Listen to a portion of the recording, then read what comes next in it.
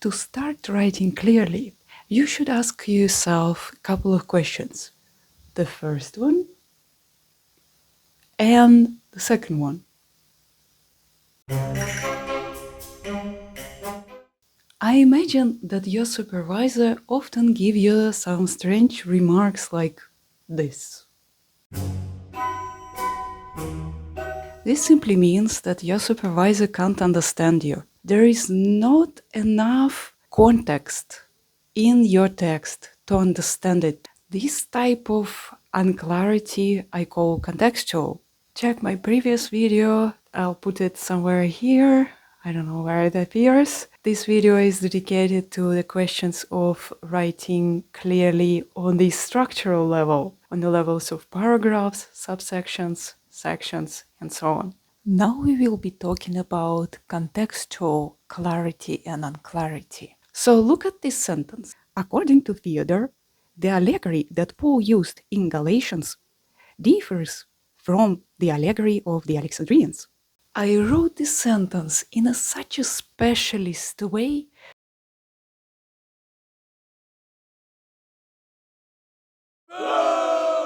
Basically, I was writing this sentence as if I'm writing for myself.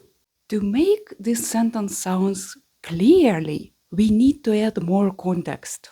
According to Theodore of Mopsuestia, the early 5th century Near Eastern writer, the allegory that the Apostle Paul used in his letter to Galatians differs from the allegorical method of Theodore's rivals, the Alexandrian school of exegesis and theology. Here clearly we understand that we are in somewhere late antiquity in these theological, exegetical debates around the ways how to interpret the Bible. The first thing that you should consider when you write your text, you should need more context for your reader to make your text understandable. Because when you write, you tend to write, all people actually tend to write as if they're writing for themselves. And my first sentence was written for myself and for those rare people, the specialists who can understand me as I understand myself, or almost like I understand myself. So the point is to make your text clearly is just to add context. And this context you can add on a different levels. We'll come to it, but first let's consider our reader. The students tend to think that their supervisors and examiners are so clever, so smart, that they can understand their students perfectly, as if they know everything. You know what I mean. But the thing is that your supervisor is also a specialist in his own field or your own field, not necessarily very close to your field. My supervisor was a specialist in late antique Christian literature, the same field that I was studying, but the works that he studied are not the same as my works. This means that simply my supervisor couldn't understand the sentence that I wrote right now and discussed with you. And you should imagine your reader as less specialist as possible. This means that you can imagine that you write for kids, and some of my colleagues, really people who actually have kids, they tell me that they write for, like, imagining that they write for their kids. I don't have kids, and I imagine that you also don't have kids. So imagine your reader as a really the stupidest person in your environment. It may be your old grandma. Sorry, I don't want to offend your grandma. Or your younger siblings. Or, I don't know, whoever, your dog, your cat. Or perhaps your sponsors. Honestly, I learned how to write clearly. Then I began to write for grants. When you apply for grants, the quality of your writing becomes so vital because simply everything depends on it. Everything, your future job, depends on the way how clearly and interestingly you wrote your application. Besides, then you write for grants, you usually write basically to non-professionals, because often you know who are in the committee and you can actually check how close these people are to your field. Most likely they wouldn't be so close to understand your specialist terms, to understand the historical figures or whatever you mention in your application. So you should open up your text to make it understandable for non-professional. And I also received quite a lot of feedback from people with whom I'm writing for grants. And it also helped me to understand what I need to provide to my reader to really give them a clear idea what I'm writing about. Just imagine that your reader is not you. Your reader certainly does not know everything that you know about your research. Try to dissociate yourself and your reader. Your reader is someone else. It might be your imaginary kid, your imaginary siblings, your imaginary sponsors, or whoever. Just imagine that these people are not you. Then you try to write in circles.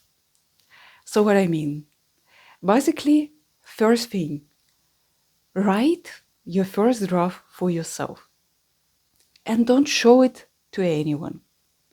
After a certain time, add context in your draft to make it understandable for your reader. What I mean by adding context.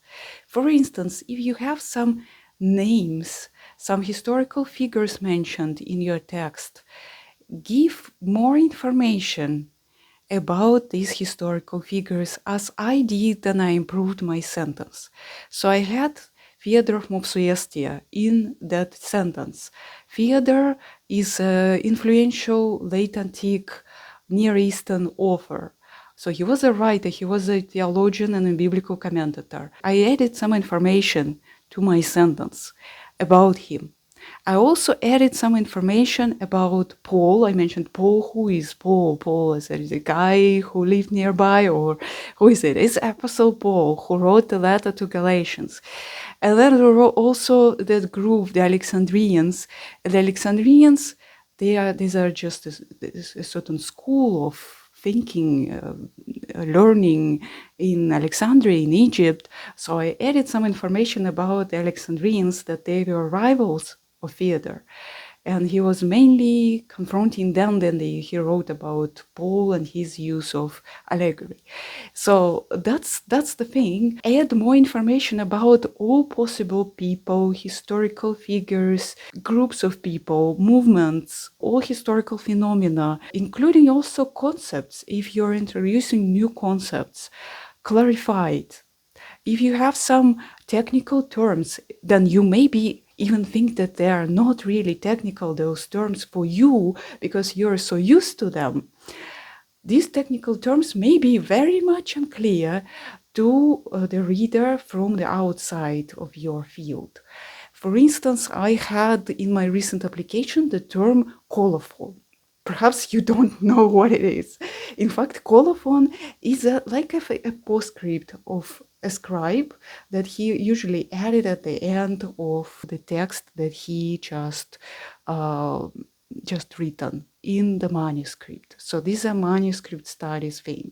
And all people in the manuscript studies actually know what colophon means, but people from, for instance, contemporary history, they may never actually encounter that thing. So clarify all possible terms that you can actually find in your text. Another thing that you should know about contextual clarity or unclarity is the fact that it is quite important not to omit any vital information. You may actually even may not know what is vital information for your text and what is not. But as I gave you some example in the video that I put somewhere here or there, and In this video, I roasted my own essay, and there was a very, very cool, I think, example of this type of omission that the entire sentence became unclear because there is just a part of it missing. So next, you should actually think about your referencing system. By referencing system, I mean simply the ways how you refer to your own previous text, something that you just told in that text. For instance, if you use these abstract terms like the aforementioned statement, the previous statement, this statement or that statement, it doesn't bring any clarity to what you're actually talking about. Then there is also another common mistake. Look at this sentence. It's pretty long. Fyodor of Dostoevsky's aversion to the allegorical method of biblical interpretation resulted from several factors. First, his Syriac heritage and common Syriac dislike of allegory. Second, his polemic with Emperor Julian. And third, the anti-king reaction to Neoplatonist critique of Christianity. And then you say, this means. You see, there are quite a lot of things mentioned. This aversion to allegorical interpretation can be a result of many different things. It's not clear what this at the beginning of the second sentence means, to what it refers. So you should clearly state what you would like to say by referring to the previous sentence or part of the previous sentence. You can say actually, for instance, this dislike of allegory inherited by Fyodor from Syriac culture. Or you may say, this polemic with Julian, referring to the Emperor Julian. Or you may also say, his reaction to Neoplatonist critique. The idea here, then you create a referencing system inside your work. Always think about precision. So you should be as precise as possible. Then you introduce your referencing system. Otherwise, it's not clear what you are talking about. If you, for instance, describe many things, you work with texts and you should describe several extracts from that text, or you work with the artifacts, you're numbering them and describing them and then referring them by means of just numbers, artifact 1 artifact, or like extract 1, extract 2, extract 3, it doesn't really work for the reader. You should actually create a better mnemonic system for your reader. If you're referencing back to the things that you described, like passages, extracts from the text, some, I don't know, whatever, your sources, right?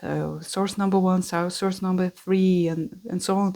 But the thing is that your reader can't really remember, then you refer to those sources just by numbering them. Human memory works better than you just naming your list, your items in your list by means of nicknames, creating certain nicknames that relates to the content of your sources. If you describe sources like in the list, or extracts from the sources in the list.